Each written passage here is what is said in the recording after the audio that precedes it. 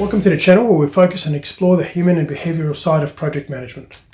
In this episode, we look at some of the questions you might get at an interview as a project manager and what the interviewer is looking for in those answers. So this is meant to help you understand yourself better and maybe focus on some areas that need a bit of strengthening. It's not for you to fake it through the interview. At the end of the day, if you answer perfectly and untruthfully, you will get caught out when you're in the job, and that's not what you really want. As an example, there was an instance where I interviewed a project manager and the interview went perfectly, answered all the questions perfectly. But on the job, that's when he got caught out. Within about 2 weeks, I could tell that he was way over his depth. He was not meant to be at that level. But we gave him the benefit of the doubt, gave him an extra 2 weeks, spoke to him a few times about some things that we were expecting that he wasn't showing or he wasn't doing. And 2 weeks after that, we had to let him go. Also remember that the interview is a two-way street, and it's an opportunity for you to find out more about the company and the manager that's going to be working with you and you're going to be working for them, and an opportunity for them to find out more about you also. A lot of people sometimes forget that side of things to actually try to get a feel of, is this, if the interviewing manager is the one you're going to be working with, is this the kind of person that I can work with and I feel comfortable working with? So let's have a look at some of those questions with Ben Morell's help. Ben has been in the industry for over 30 years. He's been interviewing project managers for over 20 years. So if you want to reach Ben, I've left his details in the description below. So Ben, welcome to the channel. Good to have you with us. Thanks, Mark. So you've hired and recruited a lot of project managers and program managers before. So what questions would you ask in an interview for a project or a program manager? Yeah, I've always actually really enjoyed being involved in this type of activity. How would you lead programs for success is always a telling question. What you'll find when you ask a project manager or program manager that kind of question is often the language that they use to respond is a real key guide to how you can move the questioning on. If they start saying, well, we did this and the team did that and the managers wanted this and the senior managers wanted, and the board wanted this, you kind of know that you're talking to somebody who may actually not be, they may not have an understanding of how important the accountability that you take on as a delivery expert is. Because I'm not asking to recruit their team. I'm asking to recruit you as a project manager or you as a program manager. So that's great, that's wonderful. I understand you and the team did this and that, but what did you actually do? What was your day-to-day job? And I will be the first person to sit there and admit that there's a cycle to delivery projects. Frantically busy before they start, probably for the first quarter, and then you get into a rhythm. You may even have some time freed up to do other things, to see what's coming up in the pipeline, for example, while of course managing and keeping the delivery on track, maintaining that vision, and also maintaining the relationships with the stakeholders that you're working with. If you're not getting that sense from the person that they're happy to book a meeting, that they're happy to actually record actions and follow up with people and make sure they get done, that they're not happy to actually author or write some of the documentation that provides that vision and that guidance about what we're trying to do.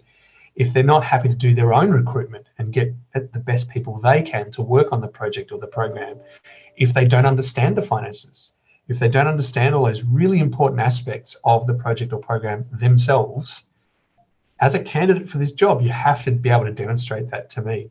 And again, given I've done it a lot and I've taken on that responsibility myself, if I'm not getting those kinds of answers from you, I'll say thank you and we'll move along.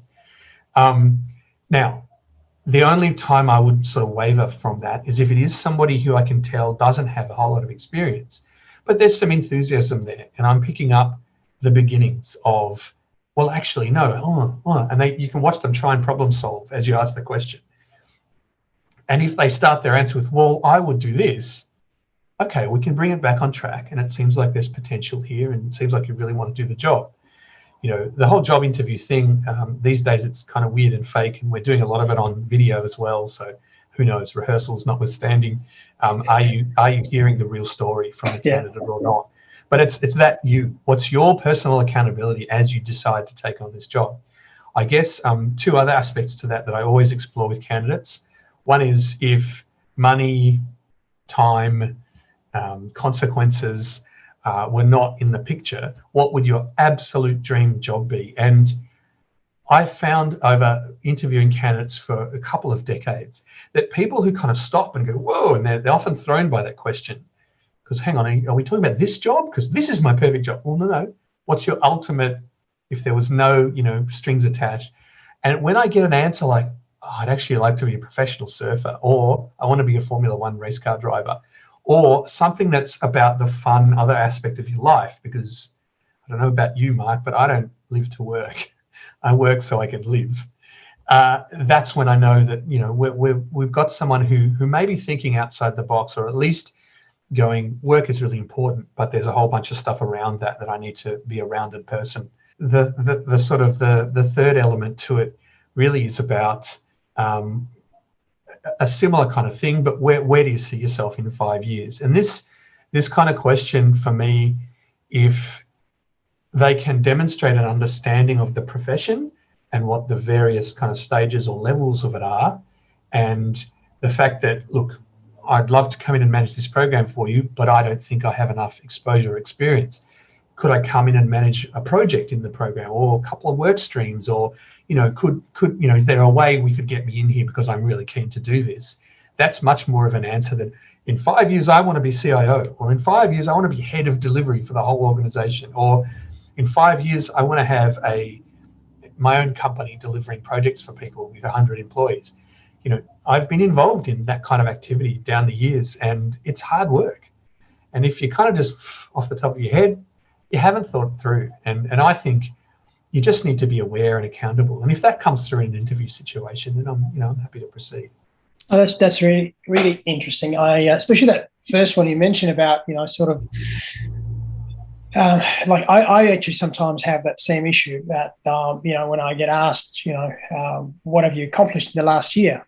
I always talk about the team. Oh, we did this, we did that, and so many times my manager would say, "Yeah, hun, I get it, but what did you do?" And it's hard to sort of, for me personally, it's hard to say, "Well, I did this." So, very, very interesting point of view. Yeah, look, I'm in the same boat with that, Mark. I have had to change my language to say, well, I supported the team to do this. How did you do that? Well, I offered this, I offered that. I tried to find the right way to share information, knowledge, and experience with the team. Yeah. And here's a session I ran, or a series of sessions I ran for them. Here's a series of activities I did with them on a weekly basis. Here's some things I set up and facilitated. Here's some documentation I've left behind about how all of that works. And people in the end are usually going, all right, stop, because you have to be aware of what you are doing, and you have to be aware of what that means to the group and the team and whatever. So yeah, it's tough. That's such great advice, Ben. Like, a lot of this I can apply for myself. I think out of all these, I might have just done one. So that's great. Yeah. No, good. Here it is, folks. We've heard from an expert in the field today. If you have any questions or comments, please leave them in the comments section. Also, don't forget to hit subscribe and like so I can make more of these videos.